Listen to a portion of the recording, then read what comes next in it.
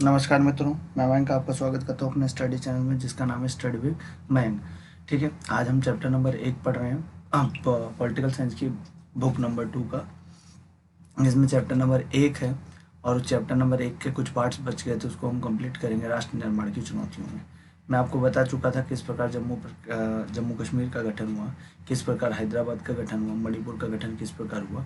आज हम जानते हैं राज्य पुनर्गठन आयोग के बारे में। क्या है राज्य पुनर्गठन आयोग? इसका नाम है SRC।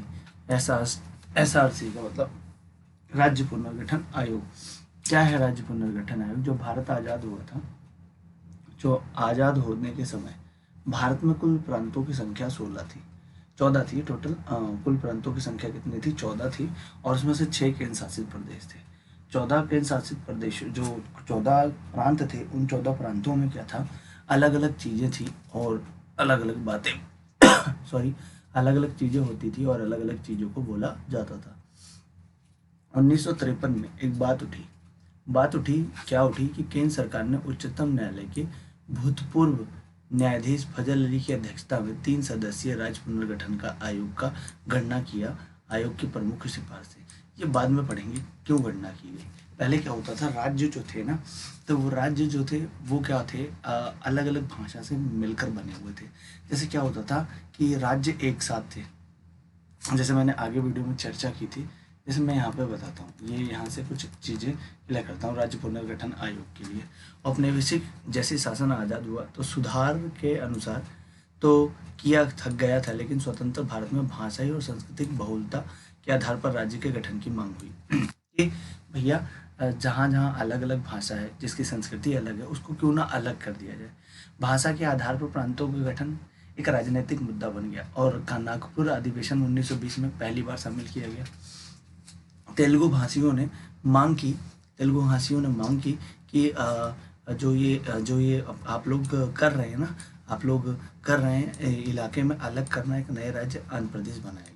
तेलुगु भाषा ने मांग की कि भैया जो तमिलनाडु है उसमें से आंध्र प्रदेश को अलग किया जाए और एक नया राज्य बनाया जाए। ये मांग उठने लगी। जब ये मांग उठने लगी तो इस मांग के उठने के बाद क्या हुआ, आंदोलन को दौरान कांग्रेस के एक वरिष्ठ नेता जिसका नाम था पट्टाभी सीतारमैया ने पोट्टी श्री राम लुल्लू क्या नाम था उनका, पोट्टी श्री राम लुल्लू ने लगभग 56 दिनों की भूख हड़ताल के बाद मृत्यु हो गई। अब जब इनकी मृत्यु हुई ना, तो इसी कारण सरकार को दिसंबर 1952 में अब आंध्र प्रदेश नाम से अलग राज्य बनाने की घोषणा करनी पड़ी।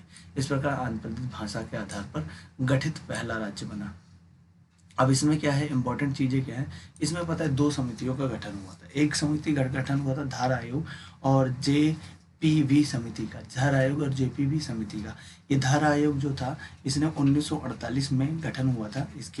इसने माना था कि भाषाई आधार पर अगर कोई राज्य का गठन हो रहा है, ये किसी भी हद तक ठीक नहीं है। इसका मानना ये था कि जो राज्य का गठन होना चाहिए वो संस्कृति के आधार पर ना होकर, भाषा के आधार पर ना होकर, वो प्रशासनिक सुविधाओं के अनुसार होना चाहिए। जब इसने अपनी रिपोर्ट पेश की तो उस रिपोर्ट में इसने यही बताया और यही यहाँ पर कहने की कोशिश की। लेकिन जब पट्टी श्री राम लुल्लू की 56 दिनों के बाद भूख हड़ताल के बाद मृत्यु हो गई, तो राज्य को अपना फैसला बदलना पड़ा और 1952 में आंध्र प्रदेश को अलग करके एक नया राज्य बनाना पड़ा। फिर 1953 में तो फजल अली की अध्यक्षता में, जो एक पूर्व न्यायाधीश थे, उनकी अध्यक्षता में, भूतपूर्व न्यायाधीश थे, उनकी अध्यक्षता में एक एक गठन किया गया, एक सदस्यीय समिति का गठन किया गया, जिसे अपन लोग ने क्या कहा, फजल अली आयोग कहा या राज्य पुनर्गठन आयोग कहा था। इस आयोग में 2 अन्य सदस्य भी थे, एक KM पनिकर और एक हृदयनाथ कंजरू। ठीक है, इन्होंने अपनी रिपोर्ट कह रहा हूँ रेट इन्होंने अपनी रिपोर्ट 1955 में प्रस्तुत की। जब रिपोर्ट में प्रस्तुत किया तो इन्होंने लेकिन इसने एक राज्य एक भाषा के सिद्धांत को अस्वीकार कर दिया। इनका मत था कि किसी भी राजनीतिक इकाई को पुनर्निर्धारण में भारत एकता की प्रमुखता दी जानी चाहिए। समिति ने किसी राज्य पुनर्गठन योजना के लिए 4 बड़े कारकों की पहचान की: देश की एकता व सुरक्षा का अनुरक्षण एवं संरक्षण, भाषीय और सांस्कृतिक एकरूपता, वित्तीय आर्थिक प्रशासनिक तर्क, प्रत्येक राज्य एवं पूरे देश के लोगों को कल्याण की योजना और उसका संवर्धन किया जाए। तो इन्होंने पहली बात तो फजल अली जो बनी अध्यक्ष था, इन्होंने डायरेक्ट मना कर दिया कि भैया राज्य पुनर्गठन आयोग जो होगा वो ये भाषा के आधार पर गठन नहीं किया जाएगा। पहली बात तो में त्रिस्तरीय राज्य प्रणाली ये जो थी, 3 स्तरीय राज्य प्रणाली जो थी उसे क्या कर दिया गया, समाप्त कर दिया गया। राज्य पुनर्गठन आयोग द्वारा जो त्रिस्तरीय प्रणाली थी उसे समाप्त कर दिया गया और त्रिस्तरीय प्रणाली को समाप्त करने के बाद केवल 3 केंद्र शासित क्षेत्र अंडमान निकोबार, दिल्ली और मणिपुर, अंडमान निकोबार, दिल्ली और मणिपुर को छोड़कर बाकी केंद्र शासित प्रदेश उनके नज़दीकी राज्य में मिला दिए जाएंगे। इन्होंने ये बातें यहाँ पर कही थी। ठीक है, राज्य की सीमाओं का निर्धारण वहाँ पर बोली जाने वाली भाषा से होना चाहिए। ठीक है, इस आयोग ने अपनी रिपोर्ट जो थी वो 1955 में, फजल अली आयोग जो आया था इसने अपनी रिपोर्ट 1955 में पेश की थी, मैंने आपको भी बताया था। और इसमें रिपोर्ट में इसने कुछ प्रमुख बातों पर ध्यान दिया था। 4 बातें इसकी इंपॉर्टेंट थी जिसने इसने अपनी 4 बातों पर क्या किया था, बहुत महत्वपूर्ण मुद्दों पर ध्यान दिया था। इसने कहा था कि मूल संविधान के अंतर्गत 4 आयामी राज्यों का वर्गीकरण को समाप्त किया जाएगा। 16 राज्य और 3 केंद्र शासित प्रदेश क्षेत्रों का निर्माण किया जाएगा। भारत सरकार से बहुत कम परिवर्तन के साथ इन सिफारिशों को स्वीकार कर लिया। राज्य पुनर्गठन अधिनियम 1956 और 7वें संविधान संशोधन 1956 के द्वारा भाग का और भाग खा के बीच दूरी को समाप्त कर दिया गया और भाग गा को खत्म कर दिया गया। इसके लिए कुछ पड़ोसी राज्यों के साथ मिला दिया गया, कुछ को संघ क्षेत्र में। तो मतलब कहने का मतलब जो मैंने आपको अभी ऊपर बताया उन्हीं सब चीज़ों के बारे में धीरे धीरे मैं जिक्र कर रहा हूँ। अब क्या है, संसद में राज्य पुनर्गठन अधिनियम 1956 पारित किया गया और देश को 14 राज्यों और 6 केंद्र शासित राज्यों में विभाजित कर दिया गया। किस प्रकार थे ये 14 राज्य और कौन कौन टूटकर बने?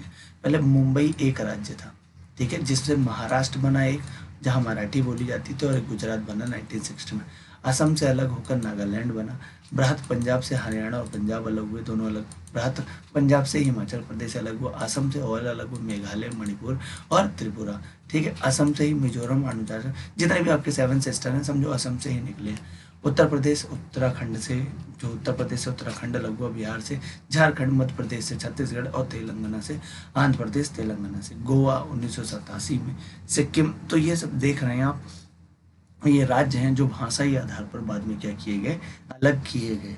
अगर वीडियो अच्छा लगा हो तो प्लीज़ लाइक कीजिएगा, शेयर कीजिएगा, कमेंट करिए, सब्सक्राइब करके ज़रूर बताइए कि वीडियो कैसी लगी। धन्यवाद, मिलते हैं नेक्स्ट वीडियो में, तब तक के लिए जय हिंद, जय भारत।